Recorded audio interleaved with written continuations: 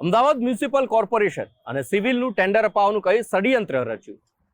અમદાવાદના ચાંગોદર, રખિયાલ સહિતના અનેક એવા વિસ્તારોના વેપારીઓ પાસેથી લાખો રૂપિયા પડાવનારી એક ટોળકી પોલીસના જબ્બે ચડી છે। આ ત્રિપુટી ટોળકીએ અનેક વેપારીઓને છેતર્યા છે કે જે એઆઈની મદદથી આખું ટેન્ડર બોગસ બનાવતા અને વેપારીઓને છેતરતા હતા।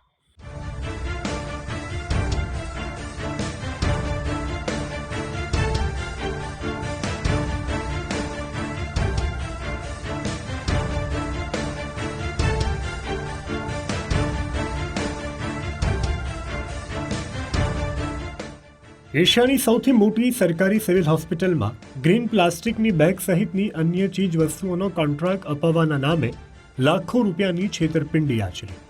મૂળ રાજસ્થાન, ઉત્તર પ્રદેશ અને મધ્યપ્રદેશના વતની પરંતુ લાંબા સમયથી અમદાવાદના મેઘાણીનગરમાં રહેતા બાળપણના 3 મિત્રોએ સરકારી પોર્ટલ પરથી લાખો રૂપિયાની ચીજ વસ્તુઓની ખરીદીનો કોન્ટ્રાક્ટ આપવાના બહાને અનેક વેપારીઓને છેતર્યા હોવાનો ખુલાસો થયો। મુખ્ય ઠગબાજ રાહુલ શર્માએ અમદાવાદ સિવિલ હોસ્પિટલના પરચેસ ઓફિસરના નામે ગ્રીન પ્લાસ્ટિક બેગના ઉત્પાદકનો સંપર્ક સાધ્યો।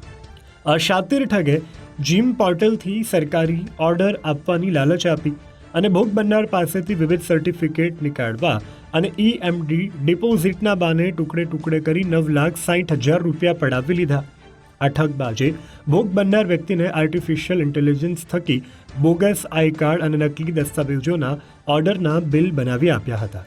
ઠગ ત્રિપુટીના માસ્ટર માઇન્ડ રાહુલ શર્માની સાથે જ અમન કુશવાહા અને વિપુલ તોમરની ધરપકડ કરવામાં આવી। આ રાહુલ શર્મા 3 વર્ષ સુધી એક કન્સલ્ટન્સી સર્વિસમાં કામ કર્યું હોવાથી તે સરકારી પોર્ટલની પ્રક્રિયાઓ અને જરૂરિયાતો વિશે ઊંડી માહિતી ધરાવતો હતો। રાહુલ શર્મા ઓનલાઈન વિગતો મેળવીને પ્લાસ્ટિક બેગ મેન્યુફેક્ચર્સના નંબરો મેળવીને સંપર્ક સાધતો હતો। આ ઉપરાંત AI સાધનોનો ઉપયોગ કરીને પહેલી નજરે અસલી લાગે તેવા બોગસ પરચેસ ઓર્ડર બનાવી અને વેપારીઓને વોટ્સએપ પર મોકલી ફસાવતો હતો। એ રાહુલ શર્મા છે અને એમની સાથે જે એક અમન કુશવાહા અને એક વિપુલ તોમર એવા 2 બીજા આરોપીની ધરપકડ કરી છે। તો આમાં જે મુખ્ય આરોપી છે એ પોતે પહેલાં આ પ્રકારની કન્સલ્ટન્સી સર્વિસીસમાં 3 વર્ષ કામ કરેલું છે, જેમાં અલગ અલગ ગવર્મેન્ટ પોર્ટલ, જેમ પોર્ટલ, એન્ડ પ્રોક્યોરમેન્ટ પોર્ટલ એ પ્રકારની કોઈ બી પ્રાઇવેટ કંપની હોય તો એમને એના માટેના પ્રોક્યોરમેન્ટમાં અસિસ્ટન્સનું કામ કરતા હતા। ત્યારબાદ એમને છેલ્લા 3 મહિનાથી આઈડિયા આવ્યો કે આ રીતના પોતે લોકોને સંપર્ક કરી અને પછી એમની સાથે ફ્રોડ કરી શકે। અને ફ્રોડ કરવા માટે મુખ્યત્વે એ ગૂગલ ઉપર જેમ આ પ્લાસ્ટિક બેગનું હતું તો જે ગ્રીન પ્લાસ્ટિક બેગ એવી રીતના એના મેન્યુફેક્ચરની ડિટેલ સર્ચ કરતો હતો અને પછી એનું સોશિયલ એન્જિનિયરિંગ કરીને કે જે કંપની મોટી હોય કે જેમનો ટ્રેક રેકોર્ડ સારો હોય એમને વોટ્સએપ માધ્યમે કોન્ટેક્ટ કરતો હતો અને એમને અલગ અલગ fake document, procurement order, confirmation order મોકલતો હતો, જેના માટે ChatGPTથી આ બધા ઓર્ડર ક્રિએટ કરતો હતો અને ફેક આઈ કાર્ડ બી બનાવતો હતો। મિત્રોની ઠગ ત્રિપુટીએ અત્યાર સુધીમાં ફરિયાદી વેપારી સહિત કુલ 9 વેપારીઓની સાથે લાખો રૂપિયાની છેતરપિંડી આચર્યાની કબૂલાત કરી છે। રાહુલ શર્મા, અમન કુશવાહા અને વિપુલ તોમર વિરુદ્ધ રખિયાલ અને ચાંગોદર વિસ્તારના વેપારીઓની સાથે આશરે 18 લાખ રૂપિયાની ઠગાઈ આચરવા બદલ ગુનો નોંધાયેલો છે। આ 3 આરોપીની કડક પૂછપરછ હાથ ધરી પોલીસે અન્ય કેટલા લોકો સાથે અને કેટલાક રૂપિયાની ઠગાઈ આચરી તે મુદ્દે આગળની તપાસ હાથ ધરી છે। જે મુખ્ય આરોપી છે એ પોતે રાહુલ શર્મા એ પોતે BComનો અભ્યાસ કરેલો છે એમને, અને અન્ય 2 આરોપીઓ છે જે અમન કુશવાહા એ 12th ફેલ છે અને એક વિપુલ તોમર છે એ બી 12th ફેલ છે, એ ગ્રેજ્યુએટ નથી।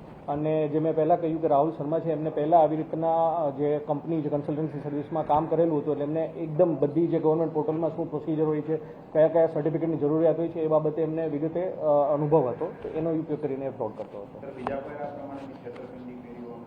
ટોટલ અત્યાર સુધી મેં ધ્યાન આવ્યું છે આ અમારા ફરિયાદી સહિત બીજા અન્ય 5 આરોપી ફરિયાદી સાથે એમને છેતરપિંડી કરેલી છે, જે બાબતે રખિયાલમાં બી એક ફરિયાદ નોંધાવી હતી અને ચાંગોદરમાં બી એક 18 લાખના ફ્રોડની ફરિયાદ નોંધાવેલી છે।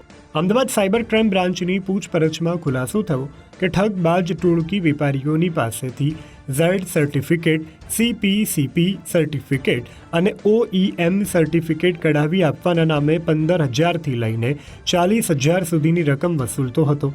આ તમામ આરોપીઓના બેંક ખાતા અને મોબાઈલ નંબરના આધારે ચાંગોદરમાં 18.31 લાખની છેતરપિંડી આચરી હોવાનું સામે આવ્યું છે। રાહુલ શર્માની સાથે ઠગાઈની પ્રવૃત્તિમાં અન્ય કેટલાક લોકો સંડોવાયેલા હોવાની પણ શક્યતા છે। સંજય જોશી, ગુજરાત ફર્સ્ટ, અમદાવાદ।